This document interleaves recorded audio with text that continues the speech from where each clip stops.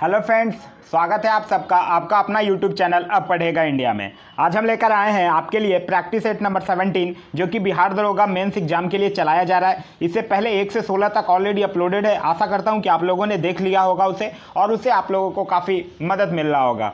तो आइए अब बढ़ते हैं क्वेश्चन की तरफ। आज का जो हमारा क्वेश्चन है, आगे के क्वेश्चन मैथ्स और रीजनिंग के हैं, उसका सॉल्यूशन मैं PDF में अटैच कर दिया हूँ। अब चलिए देखते हैं क्वेश्चन नंबर 22 से। क्वेश्चन नंबर 22 कह रहा है कि संविधान सभा के समिति और उनके अध्यक्षों का सही मिलान कीजिए। अगर हम बात करते हैं संघ शक्ति समिति की, तो देखिए जो संघ शक्ति समिति था और संघीय संविधान समिति था, इन दोनों के अध्यक्ष जो थे वो जवाहरलाल नेहरू थे, तो ये जवाहरलाल नेहरू के साथ मैच करेगा। अगर हम बात करते हैं प्रांतीय संविधान समिति की, तो प्रांतीय संविधान समिति सरदार वल्लभ भाई पटेल के साथ मैच करेगा। मौलिक अधिकार उप समिति की बात करते हैं तो ये JB कृपलानी के साथ मैच करेगा। और कार्य संचालन समिति की बात करते हैं तो ये डॉक्टर KM मुंशी के साथ मैच करेगा। नेक्स्ट क्वेश्चन हमारा क्वेश्चन नंबर 23। क्वेश्चन नंबर 23 कह रहा है निम्नलिखित में से किस में संशोधन करने के लिए संसद की विशेष बहुमत एवं आधे राज्यों की स्वीकृति की आवश्यकता होती है। तो देखिए संसद में राज्यों का प्रतिनिधित्व करने के लिए संसद की विशेष बहुमत और आधे राज्यों की स्वीकृति की आवश्यकता होगी। तो इस क्वेश्चन का सही आंसर हो जाएगा option number C। Next question है क्वेश्चन नंबर 24। कह रहा है निम्न में से किस अनुच्छेद के तहत राष्ट्रीय आपात की उद्घोषणा के साथ ही अनुच्छेद 19 में वर्णित मूल अधिकार स्वतः ही निलंबित हो जाते हैं। तो देखिए ये होता है अनुच्छेद 358 के अकॉर्डिंग। तो इस क्वेश्चन का सही आंसर हो जाएगा ऑप्शन नंबर C 358। देखिए होता क्या है कि जब अनुच्छेद 358 ये कहता है कि जब राष्ट्रीय आपात की उद्घोषणा की जाती है तब अनुच्छेद 19 द्वारा जो 6 मूल अधिकार दिए गए हैं वो स्वतः ही निलंबित हो जाती है। इसके निलंबन के लिए कोई अलग से आदेश या घोषणा की आवश्यकता नहीं पड़ती है। नेक्स्ट क्वेश्चन हमारा क्वेश्चन नंबर 25 कह रहा भारतीय संसद की निम्नलिखित में से किस समिति में राज्यसभा का कोई सदस्य नहीं होता है। तो इस क्वेश्चन का सही आंसर हो जाएगा ऑप्शन नंबर B प्राक्कलन समिति। प्राक्कलन समिति की अगर बात करते हैं तो इसमें 30 सदस्य होते हैं और 30 जो सदस्य होते हैं वो लोकसभा से संबंधित होते हैं, लोकसभा के सदस्य होते हैं। अगर हम बात करते हैं प्राक्कलन समिति की, तो ये सबसे बड़ी संसदीय समिति है और इसके सदस्यों का जो कार्यकाल है वो 1 वर्षों के लिए होता है। नेक्स्ट क्वेश्चन हमारा क्वेश्चन नंबर 26। क्वेश्चन नंबर 26 कह रहा है संघीय प्रणाली की निम्नलिखित विशेषताओं में से कौन सी भारतीय राजनीतिक प्रणाली में नहीं पाई जाती है। तो ये दोहरी नागरिकता है जो नहीं पाई जाती है। आप लोगों को पता ही होगा कि हमारे देश में एकल नागरिकता का प्रचलन है। दोहरी नागरिकता की अगर बात करते हैं तो अमेरिका में दोहरी नागरिकता का प्रचलन है। नेक्स्ट क्वेश्चन हमारा क्वेश्चन नंबर 27 कह रहा है भारत के संविधान की 8वीं अनुसूची में निम्नलिखित में से किस भाषाओं का उल्लेख नहीं है। तो देखिए 8वीं अनुसूची में भाषाओं का उल्लेख है और कुल 22 भाषाएं हैं। ठीक है, पहले अगर हम बात करते हैं तो मूल संविधान में थे 14, उसके बाद 21वां संविधान संशोधन 1967 से एक जोड़ा गया सिंधी भाषा को, हो गए टोटल 15। फिर उसके बाद 71वां संविधान संशोधन 1992 से जोड़ा गया कोंकणी, मणिपुर और नेपाली, 3 और को जोड़ा गया, अब हो गए 18। उसके बाद फिर 92 संविधान संशोधन 2003 से जोड़ा गया बोडो, डोगरी, मैथिली और संथाली 4 भाषाओं को, अब हो गए टोटल 18 और 4 22, जिसमें कि अंग्रेजी का उल्लेख नहीं है। तो इस क्वेश्चन का जो सही आंसर होगा वो हो जाएगा ऑप्शन नंबर A।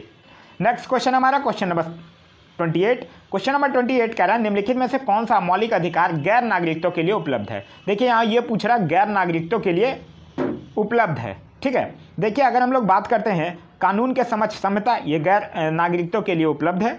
अगर हम बात करते हैं भेदभाव के खिलाफ अधिकार, अवसर की समानता नहीं और जीवन की सुरक्षा एवं व्यक्तिगत स्वतंत्रता, तो ये भी है। तो इस क्वेश्चन का सही आंसर हो जाएगा ऑप्शन नंबर B 1 और 4।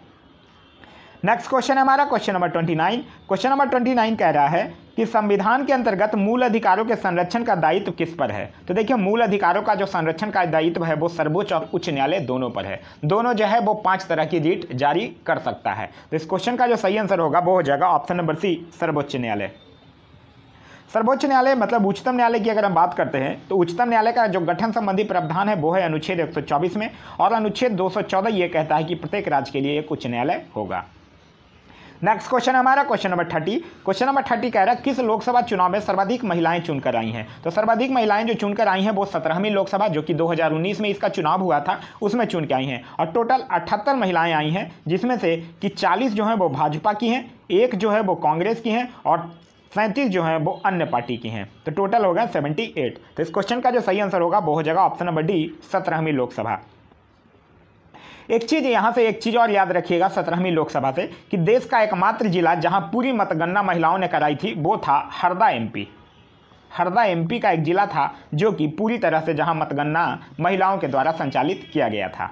नेक्स्ट क्वेश्चन है हमारा क्वेश्चन नंबर 31। क्वेश्चन नंबर 31 कह रहा है समान कार्य के लिए समान वेतन सिद्धांत किस अनुच्छेद में संबंधित है? तो ये 39 के ए में है। क्यों 39 का जो क है वो ये कहता है कि समान न्याय और निःशुल्क विधिक सहायता और समान कार्य के लिए समान वेतन की व्यवस्था। नेक्स्ट क्वेश्चन है हमारा क्वेश्चन नंबर 32। क्वेश्चन नंबर 32 कह रहा है निम्नलिखित में से कौन सी मदें राष्ट्रीय आय में सम्मिलित नहीं की जाती है? तो राष्ट्रीय आय में सम्मिलित नहीं किया जाता सार्वजनिक क्षेत्र के उपक्रमों के विनिवेश से प्राप्त राशि। तो इस क्वेश्चन का सही आंसर होगा option number D.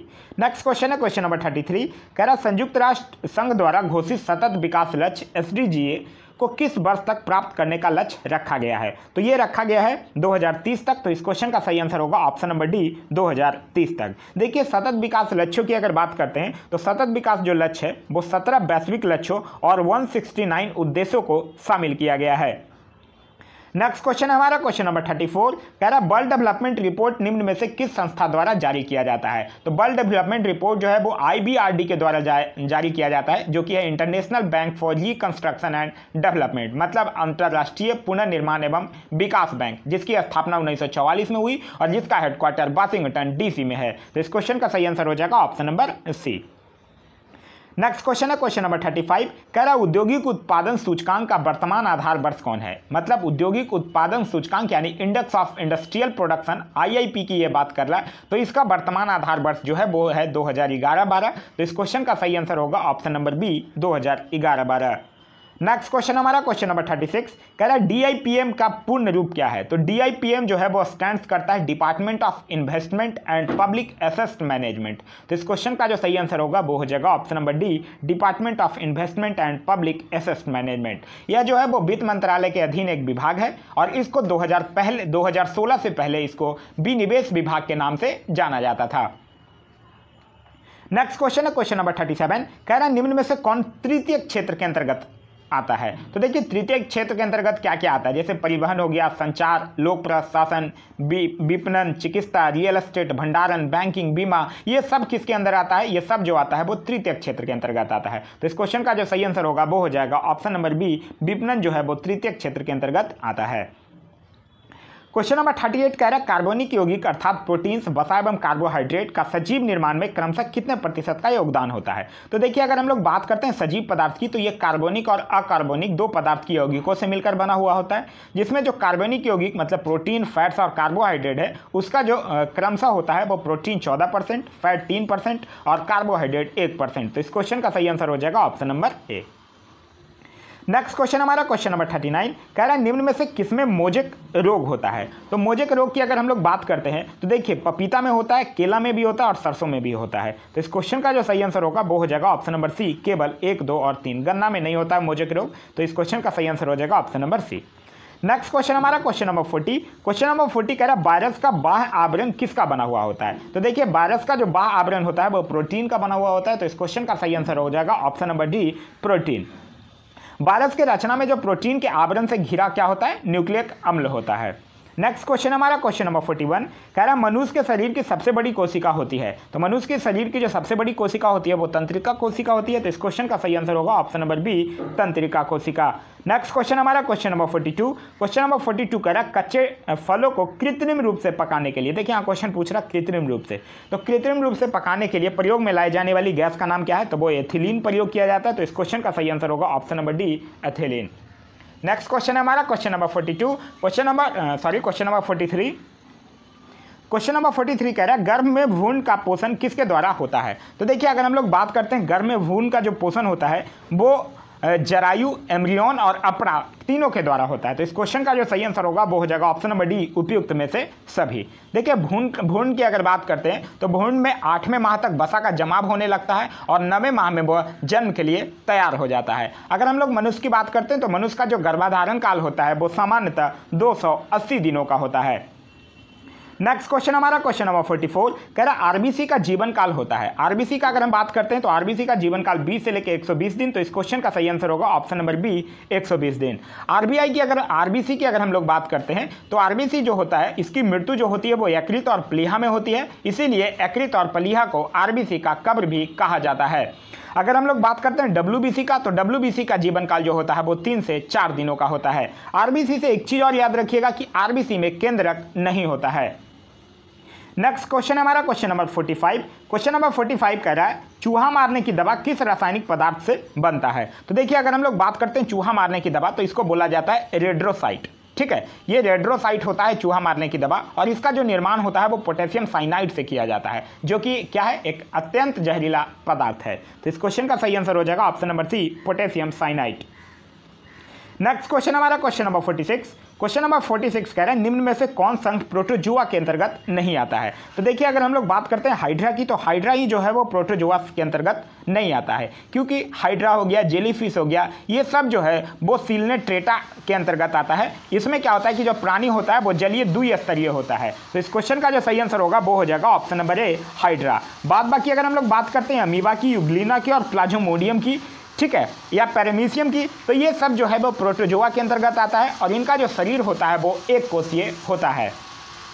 Next question हमारा क्वेश्चन नंबर 47। क्वेश्चन नंबर 47 कह रहा है द्रव्यमान ऊर्जा संबंध को किसने परिभाषित किया था। तो द्रव्यमान ऊर्जा संबंध की अगर हम लोग बात करते हैं तो इसको आइंस्टीन ने परिभाषित किया था। आइंस्टीन ने यह सिद्ध किया था कि द्रव को ऊर्जा में और ऊर्जा को द्रव में परिवर्तित किया जा सकता है। तो इस क्वेश्चन का सही आंसर होगा option number B Einstein.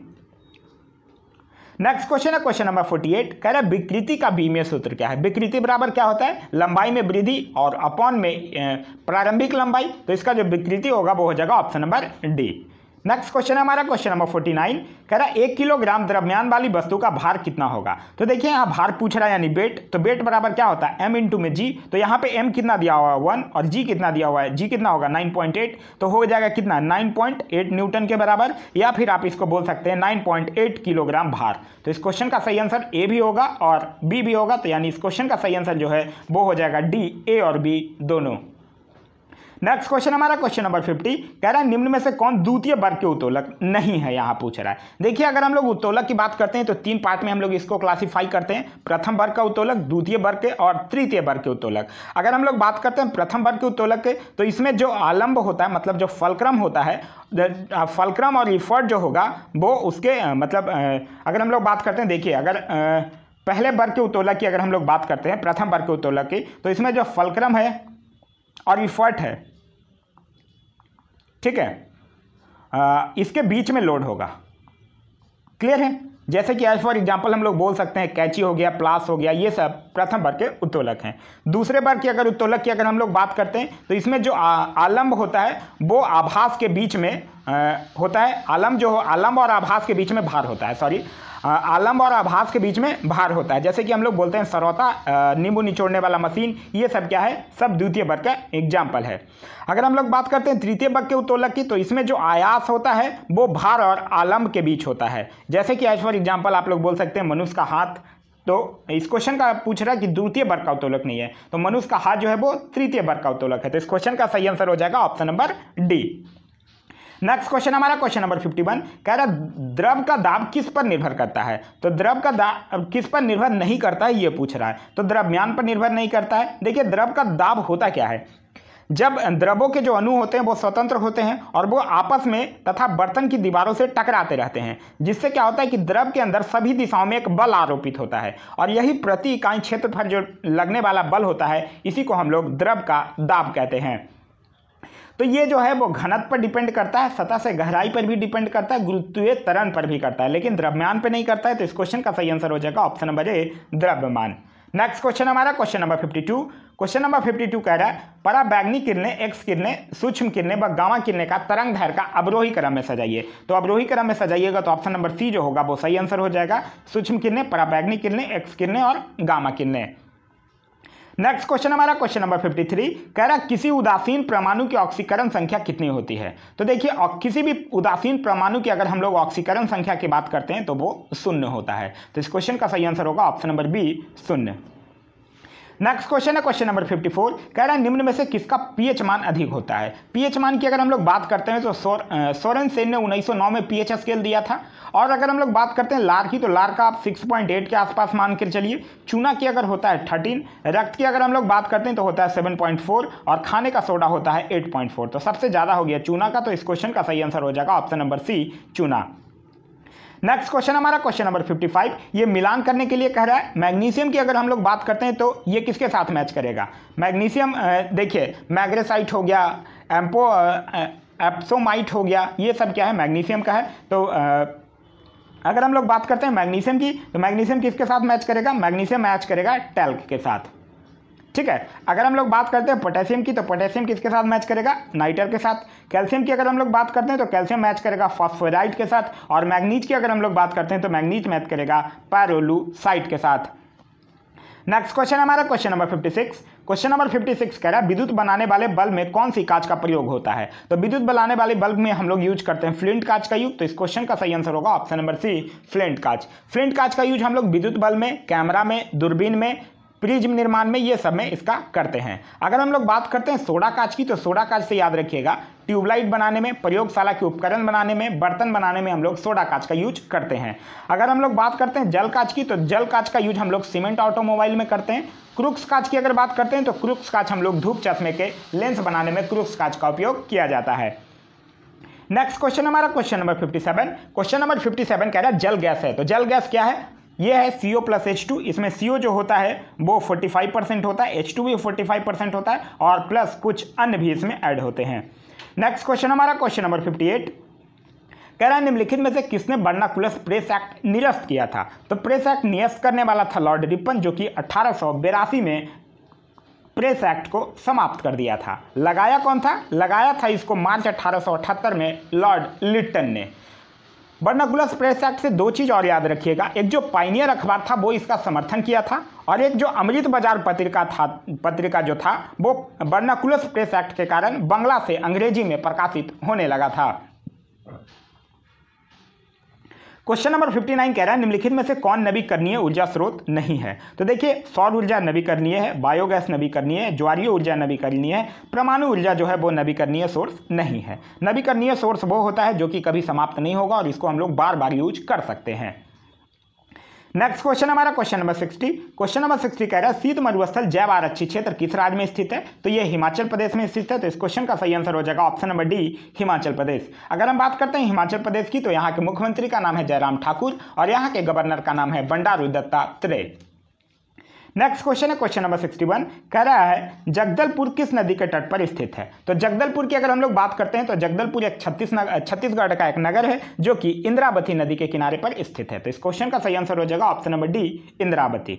Next question हमारा क्वेश्चन नंबर 62 कह रहा है निम्नलिखित में से कौन सा पर्वत शिखर भारत में अवस्थित नहीं है। तो देखिए नंदा देवी है, त्रिशूल है। अगर हम लोग बात करते हैं माउंट एवरेस्ट की, तो यही नहीं है, क्योंकि माउंट एवरेस्ट की अगर बात करते हैं तो ये नेपाल में स्थित है और ये विश्व की सबसे ऊंची चोटी है और इसकी हाइट है 8,848 मीटर। नेक्स्ट क्वेश्चन हमारा क्वेश्चन नंबर 63 कह रहा है कपास के रेशे से किससे प्राप्त किया जाता है। हाँ, मतलब कपास के रेशे को किससे प्राप्त किया जाता है। तो ये जो होता है वो बीज से प्राप्त किया जाता है। तो इस क्वेश्चन का सही आंसर हो जाएगा ऑप्शन नंबर ए, बीज। कपास की अगर बात करते हैं तो कपास से याद रखिएगा कपास का सबसे बड़ा उत्पादक देश है चीन और सबसे बड़ा उत्पादक राज्य है गुजरात।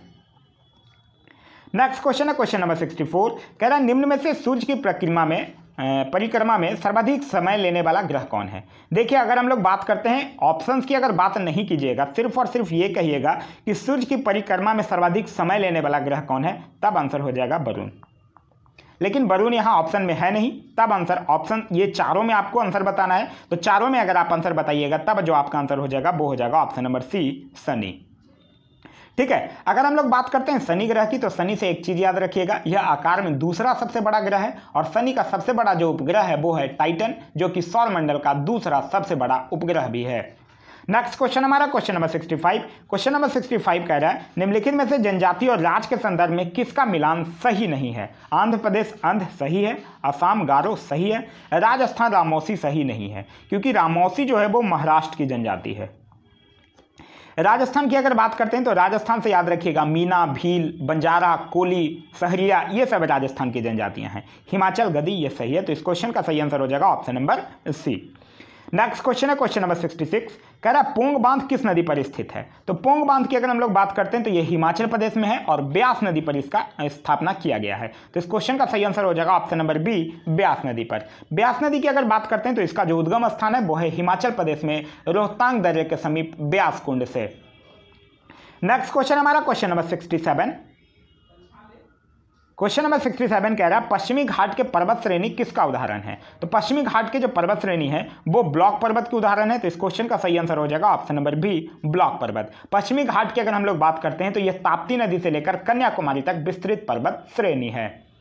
नेक्स्ट क्वेश्चन है क्वेश्चन नंबर 68, क्वेश्चन नंबर 68 कह रहा है कि अशोक के अभिलेख मुख्यतः ब्राह्मी, खरोष्टी तथा अरमाइक लिपियों में मिलते हैं। इनमें से कौन सी लिपि को बाएं से दाएं की ओर लिखा जाता है। तो बाएं से दाएं की ओर अगर हम लोग लिखते हैं तो यह है ब्राह्मी लिपि। खरोष्टी लिपि को दाएं से बाएं लिखा जाता है। तो यहाँ बाएं से दाएं पूछ रहा है तो बाएं से दाएं लिखा जाता है ब्राह्मी लिपि को। अशोक के अभिलेख से एक चीज और याद रखिएगा कि अशोक के अभिलेख पढ़ने में सबसे पहली जो सफलता है वो 1837 ईस्वी में जेम्स प्रिसेप को मिली थी। नेक्स्ट क्वेश्चन है क्वेश्चन नंबर 69, कह रहा है शेरशाह ने विशुद्ध चांदी एवं तांबे के सिक्के का प्रचलन किया था। चांदी एवं तांबे के सिक्के का क्रमशः क्या नाम था। तो उसका जो नाम था वो था दाम एवं रुपया। तो इस क्वेश्चन का सही आंसर होगा ऑप्शन नंबर रुपया एवं दाम होगा। तो इस क्वेश्चन का सही आंसर हो जाएगा ऑप्शन नंबर सी, रुपया एवं दाम। ठीक है, अगर हम लोग बात करते हैं शेरशाह की तो शेरशाह से याद रखिएगा इसने भूमि के माप के लिए 32 अंक वाला एक सिकंदरी गज और सन की डंडी का प्रयोग किया था। इसने अपने शासनकाल में कबूलियत एवं पट्टा प्रथा की शुरुआत भी की थी। नेक्स्ट क्वेश्चन हमारा क्वेश्चन नंबर 70, क्वेश्चन नंबर 70 कह रहा है महात्मा बुद्ध के वर्षों के कठिन तपस्या के बाद निम्नलिखित में से किस आयु में वैशाख पूर्णिमा के दिन ज्ञान प्राप्त हुआ था।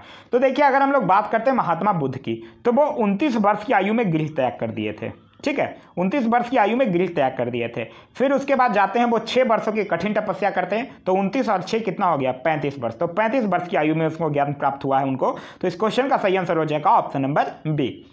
और कहाँ हुआ है, वैशाख पूर्णिमा की रात में बोध गया में पीपल ब्रिज के नीचे निरंजना नदी के किनारे उनको हुआ है। और ज्ञान प्राप्ति के बाद ही वो सिद्धार्थ के, पहले उनका बचपन का नाम था सिद्धार्थ, और ज्ञान प्राप्ति के बाद ही वो सिद्धार्थ जो थे वो बुद्ध के नाम से जाने लगे और वो जो स्थान था वो बोध गया के नाम से जाने लगा। और फिर उनकी 80 वर्ष की अवस्था में 443 ईसा पूर्व कुशीनगर उत्तर प्रदेश में उनकी मृत्यु हो जाती है। एक चीज यहां से एक चीज याद रखिएगा कि महात्मा बुद्ध को लाइट ऑफ एशिया भी कहा जाता है। नेक्स्ट क्वेश्चन हमारा क्वेश्चन नंबर 71, क्वेश्चन नंबर 71 कह रहा है अशोक के अभिलेखों में सोहगोरा अभिलेख एकमात्र ऐसा अभिलेख है जो ताम्रपत्र पर लिखा हुआ है। यह अभिलेख निम्नलिखित में से किस राज्य में पाया जाता है। तो यह उत्तर प्रदेश के गोरखपुर जिले में पाया जाता है। तो इस क्वेश्चन का जो सही आंसर होगा वो हो जाएगा option number B, Uttar Pradesh. Next question हमारा क्वेश्चन नंबर 72, क्वेश्चन नंबर 72 कह रहा है निम्नलिखित में से किस ग्रंथ से यह हमें जानकारी मिलती है कि गुज्जर प्रतिहार वंश के शासक नागभट्ट द्वितीय ने पवित्र गंगा में जल समाधि के द्वारा अपना प्राण त्याग दिया था। तो इस किससे मिलता है, ये मिलता है चंड कौशिक से। चंड कौशिक से नहीं मिलेगा, बाल रामायण से भी नहीं, हरबिलास से भी नहीं। चंड कौशिक और हरबिलास से एक चीज याद रखिएगा, हरबिलास के जो रचनाकार थे वो राजशेखर थे और चंड कौशिक के जो रचनाकार थे वो सोमेश्वर थे। इसका सही आंसर होगा ऑप्शन नंबर डी, प्रभावक चरित्र। ठीक है, अगर हम लोग बात करते हैं यहाँ पे गुज्जर प्रतिहार वंश की तो गुज्जर प्रतिहार वंश का जो संस्थापक था उसका नाम था नागभट्ट प्रथम। यहाँ बात कर रहा है लेकिन नागभट्ट द्वितीय की।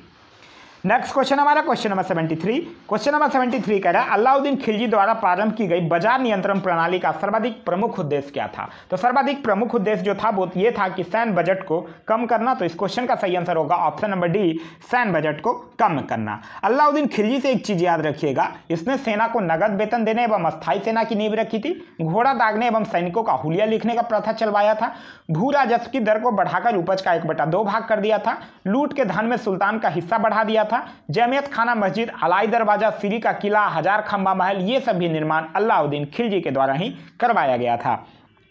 नेक्स्ट क्वेश्चन हमारा क्वेश्चन नंबर 74 कह रहा है मुगल काल में न्याय का सर्वोच्च अधिकारी सम्राट होता था, सम्राट के बाद न्याय का सर्वोच्च अधिकारी कौन होता था।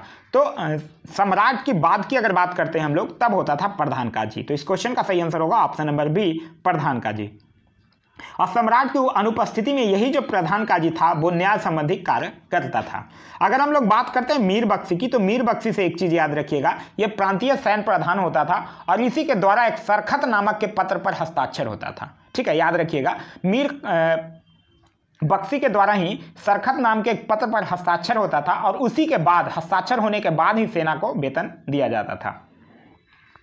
नेक्स्ट क्वेश्चन है क्वेश्चन नंबर 75, कह रहा सम्राट अकबर द्वारा अपने शासनकाल में अनेक निर्माण कार्य संपन्न करवाया गया था, निम्नलिखित में से किसे अकबर का सर्वोच्च निर्माण कार्य माना जाता है? तो सर्वोच्च निर्माण कार्य माना जाता है जहांगीरी महल का। तो इस क्वेश्चन का सही आंसर होगा ऑप्शन नंबर डी। और यह जो जहांगीरी महल था ये ग्वालियर के राजा मान सिंह के महल की नकल करके बनवाया गया था। नेक्स्ट क्वेश्चन है क्वेश्चन नंबर 76, कह रहा मगध के कण्व वंश का संस्थापक कौन था? तो ये कौन था? ये जो शुंग वंश का जो अंतिम शासक था देवभूति, इसकी हत्या करके जो वसुदेव था वो इसकी स्थापना किया था। तो इस क्वेश्चन का जो सही आंसर होगा वो हो जाएगा option number D, Vasudev. Pushyamitra की अगर बात करते हैं तो ये शुंग वंश का संस्थापक था और देवभूति की अगर बात करते हैं तो ये शुंग वंश का अंतिम शासक था। नेक्स्ट क्वेश्चन हमारा क्वेश्चन नंबर 77, क्वेश्चन नंबर 77 कह रहा है अस्थायी बंदोबस्त के बारे में निम्नलिखित में से कौन सा कथन सही नहीं है? देखिए, अस्थायी बंदोबस्त की अगर हम लोग बात करते हैं तो इससे कंपनी को अधिक लाभ हुआ था, ये सही है।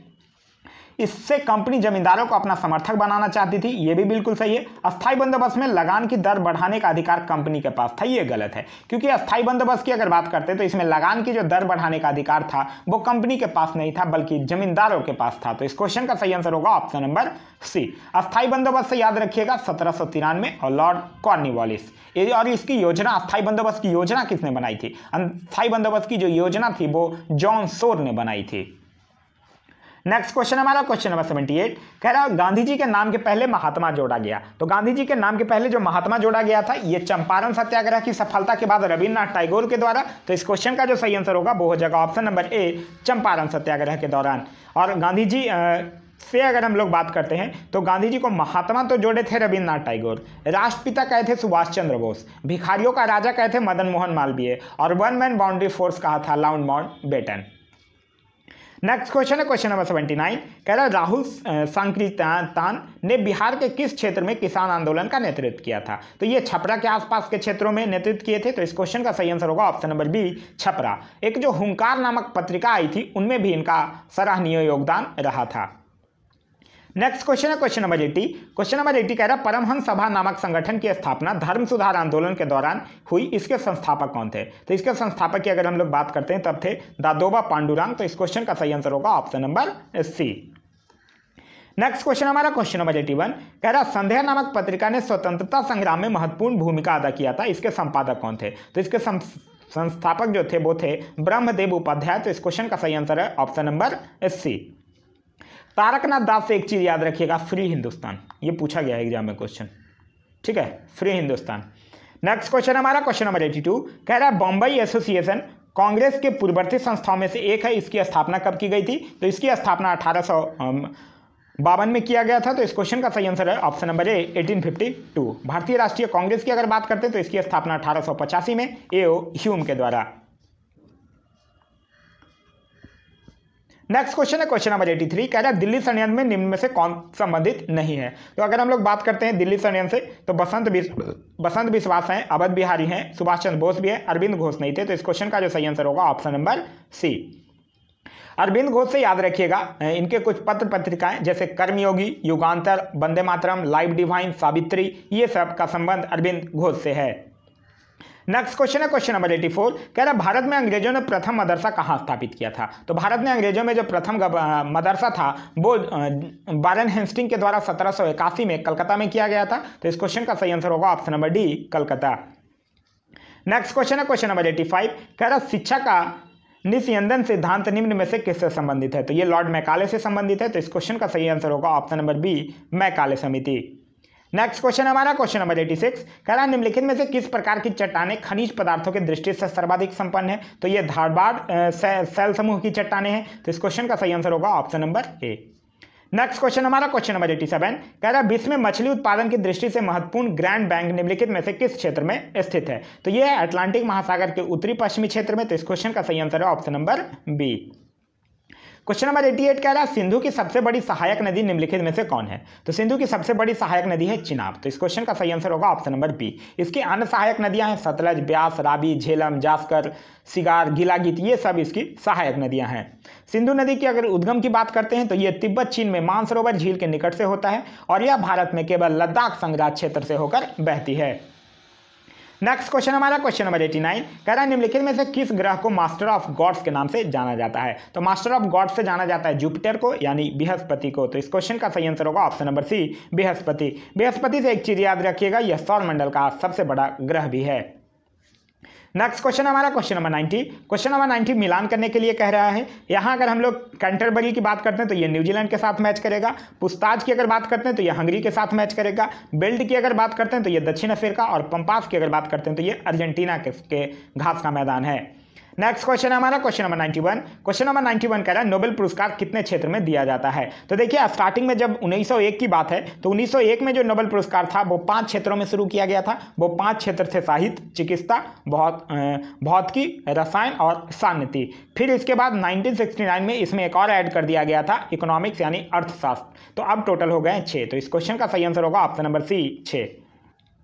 नेक्स्ट क्वेश्चन हमारा क्वेश्चन नंबर 92 कह रहा है वायुसेना का दक्षिण पश्चिम कमांड कहां अवस्थित है? देखिए अगर हम लोग बात करते हैं वायुसेना को तो इसको 7 कमांडों में बांटा गया है। यहां पूछ रहा है आपसे दक्षिणी पश्चिमी कमांड, तो दक्षिणी पश्चिमी कमांड का है गांधीनगर में। तो इस क्वेश्चन का सही आंसर होगा ऑप्शन नंबर सी गांधीनगर। अगर हम बात करते हैं शिलोंग की तो शिलोंग में है पूर्वी कमांड का मुख्यालय। अगर हम लोग बात करते हैं इलाहाबाद की तो इलाहाबाद में है केंद्रीय कमांड। और अगर हम लोग बात करते हैं नागपुर की तो यहाँ है मेंटेनेंस कमांड। अगर हम लोग बात करते हैं वायुसेना की तो इसके जो चीफ होते हैं उनको एयर चीफ मार्शल या chief of the air staff कहा जाता है और अभी जो है वो 26 में है और उनका नाम है RKS भदौरिया। क्वेश्चन नंबर 93 कह रहा है मिलान करने के लिए एक साइड कुछ खेल के नाम दिए हुए, दूसरे साइड ट्रॉफी के नाम दिए हुए। अगर हम लोग बात करते हैं हॉकी की तो ये मैच करेगा किससे? आगा खां कप से। हॉकी से कुछ और याद रखिएगा, आगा खां कप के साथ साथ Beighton cup, Nehru trophy, Rangaswami cup. Football की अगर बात करते हैं तो फुटबॉल मैच करेगा डूरंट कप से। फुटबॉल से और भी याद रखिएगा Santosh trophy, Roberts cup. Golf की अगर हम लोग बात करते हैं तो गोल्फ मैच करेगा राइडर कप से। गोल्फ से और याद रखिएगा Prince of Wales cup, Baker cup, circuit cup. Cricket की अगर बात करते हैं तो ये दिलीप ट्रॉफी के साथ मैच करेगा। क्रिकेट से और याद रखिएगा देवघर ट्रॉफी, ईरानी ट्रॉफी, रणजी ट्रॉफी, ये सब का संबंध क्रिकेट से ही है। नेक्स्ट क्वेश्चन हमारा क्वेश्चन नंबर 94। क्वेश्चन नंबर 94 कह रहा है केंद्रीय जल एवं विद्युत अनुसंधान केंद्र कहाँ स्थित है? तो ये स्थित है खड़गवासला में। तो इस क्वेश्चन का सही आंसर हो जाएगा ऑप्शन नंबर ए खड़गवासला। अगर हम लोग बात करते हैं मुंबई की तो मुंबई से याद रखिएगा भारतीय भूचुंबकीय संस्थान और Tata institute of fundamental research Mumbai में स्थित है। अगर हम लोग बात करते हैं नई दिल्ली की तो नई दिल्ली से याद रखिएगा मौसम विज्ञान संस्थान, प्रतिरोधक विज्ञान संस्थान। चेन्नई की बात करते हैं तो चेन्नई से याद रखिएगा चमड़ा अनुसंधान केंद्र। नेक्स्ट क्वेश्चन हमारा क्वेश्चन नंबर 95। क्वेश्चन नंबर 95 कह रहा है अंतर्राष्ट्रीय मातृभाषा दिवस कब मनाया जाता है? तो अंतर्राष्ट्रीय मातृभाषा दिवस 21 फरवरी को। तो इस क्वेश्चन का सही आंसर होगा ऑप्शन नंबर बी 21 फरवरी। 14 सितंबर से याद रखिएगा हिंदी दिवस। 23 अप्रैल से याद रखिएगा विश्व पुस्तक एवं कॉपीराइट दिवस और 24 फरवरी से याद रखिएगा केंद्रीय उत्पाद शुल्क दिवस। तो देखिए अब आप लोगों की अगर हम बात करते हैं तैयारी की तो आप लोगों की तैयारी जो है वो अंतिम रूप में आ गई होगी। आप लोगों का 11 तारीख को पेपर है। आप लोग अब कुछ नया ज़्यादा पढ़ने की कोशिश नहीं कीजिए, जितना पढ़ें आप मोर देन सफिशिएंट है, उसको रिवाइज कीजिए और आप अपने एग्जाम में अच्छे से परफॉर्म कीजिए। आप लोगों को मैं बोला भी था कि जो बीपीएससी का जो घटना चक्र वाला जो बुक आता है जिसमें सिर्फ और सिर्फ बीपीएससी का जो बुक है प्रीवियस ईयर का क्वेश्चन, उसको आप कीजिए। एक बार उसको आप थ्रू आउट देख लीजिए। आपको हर एक सब्जेक्ट देखने में एक एक दिन में एक एक 2-2 घंटा का टाइम लगेगा। ऑलमोस्ट सब में 150 से 200 क्वेश्चन है, उसको आप देख लीजिए। अब मैं आप लोगों को वहाँ से आप लोगों को कम से कम भी तो 10-15 क्वेश्चन एज इट इज देखने के लिए मिल जा सकते हैं। चलिए अब बढ़ते हैं अपने अगले क्वेश्चन की तरफ जो कि हमारा क्वेश्चन नंबर 96। क्वेश्चन नंबर 96 कह रहा है भारत की सबसे लंबी नदी रोपवे का उद्घाटन किस राज्य में किया गया है? तो ये असम में किया गया है। तो इस क्वेश्चन का जो सही आंसर है वो है ऑप्शन नंबर ए असम में और ये ब्रह्मपुत्र नदी पर स्थित है। असम की अगर बात करते हैं तो असम के मुख्यमंत्री का नाम है सर्बानंद सोनोवाल और यहाँ के गवर्नर का नाम है जगदीश मुखी।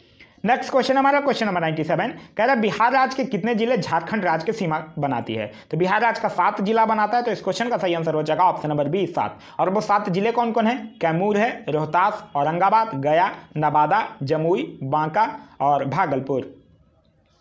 नेक्स्ट क्वेश्चन हमारा क्वेश्चन नंबर 98।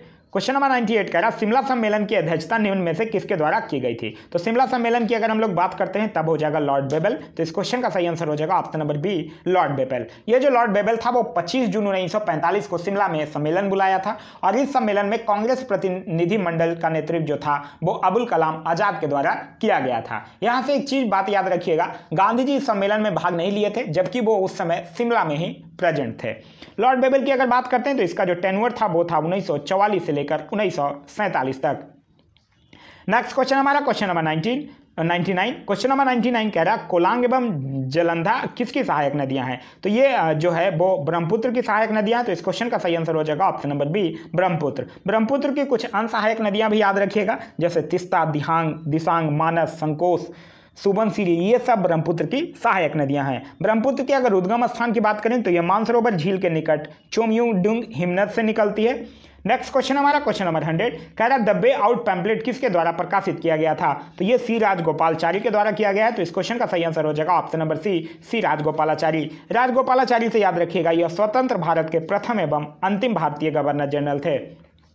तो ये था हमारा आज का वीडियो। आज का वीडियो आप लोगों को कैसा लगा कमेंट करके जरूर बताइएगा। साथ ही साथ ये वीडियो से आप लोगों को कितना बेनिफिशियल है ये वीडियो, ये भी कमेंट करके जरूर बताइएगा। Thanks for watching.